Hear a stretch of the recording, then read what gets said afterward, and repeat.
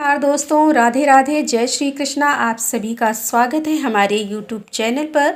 तो दोस्तों, आज हम आपको सुनाने जा रहे हैं भैया दूज की कथा। दोस्तों, आपसे एक छोटी सी रिक्वेस्ट है, यदि ये कथा पसंद आए तो वीडियो को लाइक करें, दोस्तों के साथ शेयर कर दें। दोस्तों, चलिए कथा को प्रारंभ करते हैं। एक बूढ़ी माई थी, उसके 7 बेटे और एक बेटी थी। बेटी की शादी हो चुकी थी। जब भी उसके बेटे की शादी होती, फेरों के समय एक नाग आता और उसके बेटे को डस लेता था। बेटी की वहीं पर मृत्यु हो जाती और बहू विधवा हो जाती थी। इस तरह उसके 6 बेटे मर गए। 7वें की शादी होनी बाकी थी। इस तरह अपने बेटों के मर जाने के दुख से बूढ़ी माई रो रो कर अंधी हो गई थी।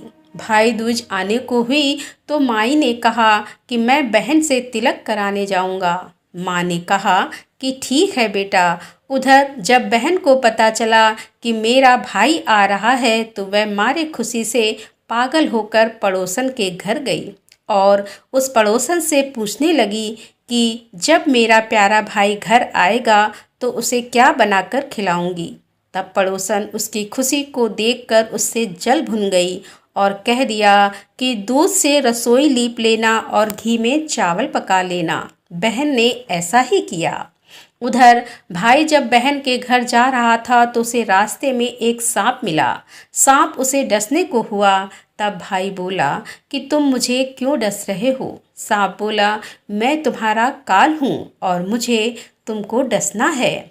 भाई ने कहा कि मेरी बहन मेरा इंतज़ार कर रही है। जब मैं तिलक करा लूँ और वापस लौटूंगा तब तुम मुझे डस लेना। सांप ने कहा कि भला आज तक कोई अपनी मौत के लिए लौट के आया है जो तुम वापस आओगे।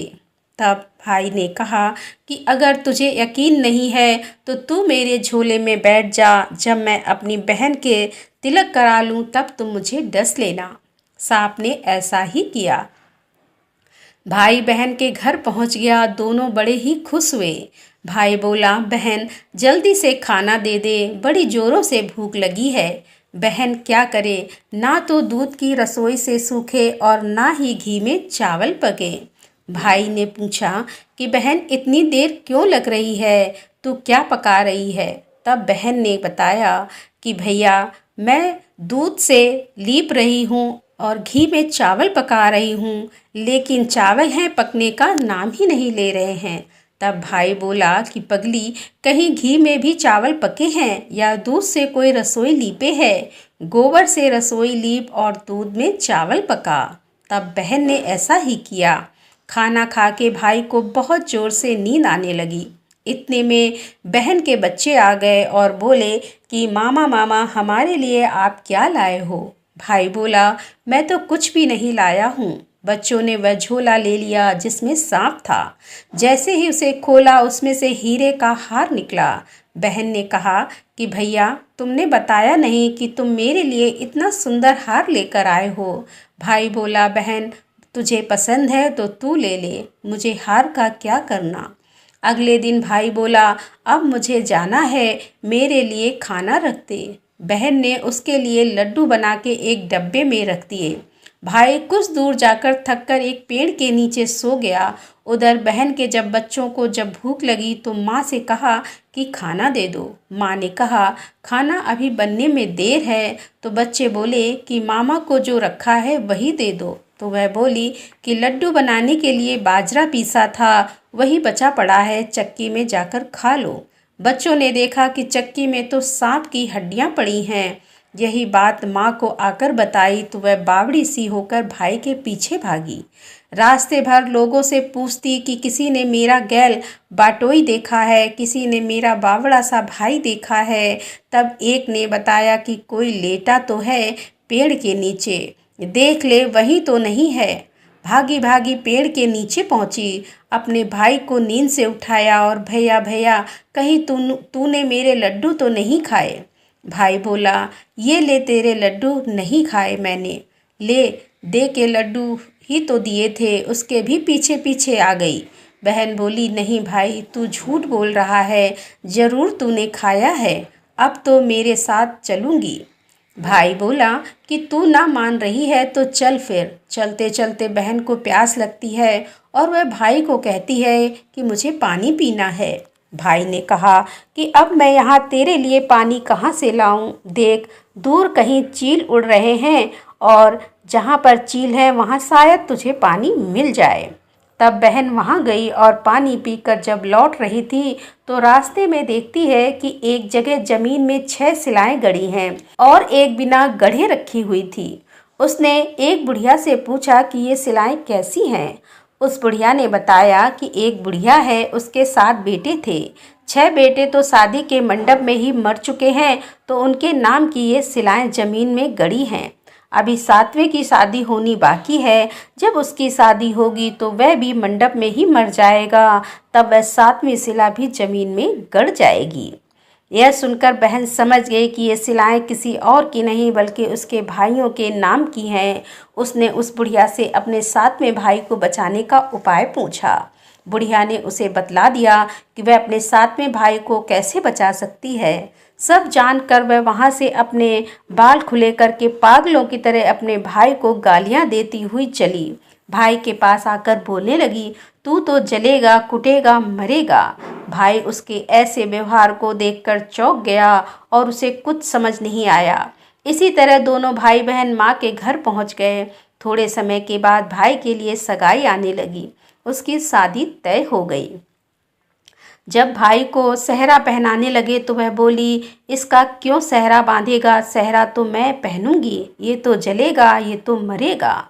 सब लोगों ने परेशान होकर सेहरा बहन को दे दिया। बहन ने देखा उसमें कलगी की जगह सांप का बच्चा था। बहन ने उसे निकाल के फेंक दिया। अब जब भाई घोड़ी चढ़ने लगा तो बहन फिर बोली, ये घोड़ी पर क्यों चढ़ेगा? घोड़ी पर तो मैं बैठूंगी, ये तो जलेगा, मरेगा, इसकी लाश को चील कौवे खाएंगे। सब लोग बहुत परेशान, सबने उसे घोड़ी पर चढ़ने दिया। अब जब बारात चलने को हुई तब बहन बोली, ये क्यों दरवाजे से निकलेगा? ये तो पीछे के रास्ते से जाएगा, दरवाजे से तो मैं निकलूंगी। जब वह दरवाजे के नीचे से जा रही थी तो दरवाज़ा अचानक गिरने लगा। बहन ने एक ईंट उठाकर अपनी चुनरी में रख ली। दरवाज़ा वहीं का वहीं रुक गया। सब लोगों को बड़ा अचंभा हुआ। रास्ते में एक जगह बारात रुकी तो भाई को पीपल के पेड़ के नीचे खड़ा कर दिया। बहन कहने लगी, ये क्यों छाँव में खड़ा होगा? ये तो धूप में खड़ा होगा, छाँव में तो मैं खड़ी होंगी। जैसे ही वह पेड़ के नीचे खड़े हुई पेड़ गिरने लगा। बहन ने एक पत्ता तोड़कर अपनी चुनरी में रख लिया। पेड़ वहीं का वहीं रुक गया। अब तो सबको विश्वास हो गया कि ये बावली कोई जादू टोना सीख कर आई है, जो बार बार अपने भाई की रक्षा कर रही है। ऐसे करते करते फेरों का समय आ गया। जब दुल्हन आई तो उसने दुल्हन के कान में कहा, अब तक तो मैंने तेरे पति को बचा लिया, अब तू ही अपने पति को और साथ ही अपने मरे हुए जेठों को बचा सकती है। फेरों के समय एक नाग आया। वो जैसे ही दूल्हे को डसने को हुआ, दुल्हन ने उसे एक लोटे में भर के ऊपर से प्लेट से बंद कर दिया। थोड़ी देर बाद नागिन लहर लहर करती आई। दुल्हन से बोली, तू मेरा पति छोड़। दुल्हन बोली, पहले तू मेरा पति छोड़। नागिन ने कहा, ठीक है, मैंने तेरा पति छोड़ा। दुल्हन, ऐसे नहीं, पहले 3 बार बोल। नागिन ने 3 बार बोला, फिर बोली कि अब मेरे पति को छोड़ दे। दुल्हन बोली कि एक मेरे पति से क्या होगा? हंसने बोलने के लिए जेठ भी तो होना चाहिए, एक जेठ भी छोड़ दे। नागिन ने जेठ के भी प्राण दिए। फिर दुल्हन ने कहा, एक जेठ से लड़ाई हो गई तो एक और जेठ, वो विदेश चला गया तो तीसरा जेठ भी छोड़। इस तरह एक एक करके दुल्हन ने अपने 6 जेठ जीवित करा लिए। उधर रो रो के बुढ़िया का बुरा हाल था कि अब तो मेरा 7वां बेटा भी बाकी बेटों की तरह मर जाएगा। गांव वालों ने उसे बताया कि उसके 7 बेटा और बहुएं आ रही हैं। तो बुढ़िया बोली, अगर यह बात सच हो तो मेरी आंखों की रोशनी वापस आ जाए और मेरे सीने से दूध की धार बहने लगे। ऐसा ही हुआ। अपने सारे बहू बेटों को देखकर वह बहुत खुश हुई। बोली, यह सब तो मेरी बावली का किया है, कहाँ है मेरी बेटी? सब बहन को ढूंढने लगे। देखा तो वह भूसे की कोठरी में सो रही थी। जब उसे पता चला कि उसका भाई सही सलामत है तो वह अपने घर को चली। उसके पीछे पीछे सारी लक्ष्मी भी जाने लगी। बुढ़िया ने कहा कि बेटी पीछे मुड़ के देख, तू सारी लक्ष्मी ले जाएगी तो मेरे भाई भाभी क्या खाएंगे। तब बहन ने पीछे मुड़ के देखा और कहा, जो माँ ने अपने हाथों से दिया वह मेरे साथ चल, बाद बाकी का भाई भाभी के पास रहे। इस तरह एक बहन ने अपने भाई की रक्षा की। तो दोस्तों, कैसी लगी ये भाई दूज की कथा? यदि कथा पसंद आई हो तो लाइक करें, दोस्तों के साथ शेयर करें, और हमारे चैनल पर यदि आप पहली बार आ रहे हैं तो कृपया हमारे चैनल को सब्सक्राइब कर लें। तो दोस्तों, मिलते हैं अगले वीडियो के साथ। तब तक के लिए राधे राधे, जय श्री कृष्णा, हर हर महादेव, जय भोलेनाथ की।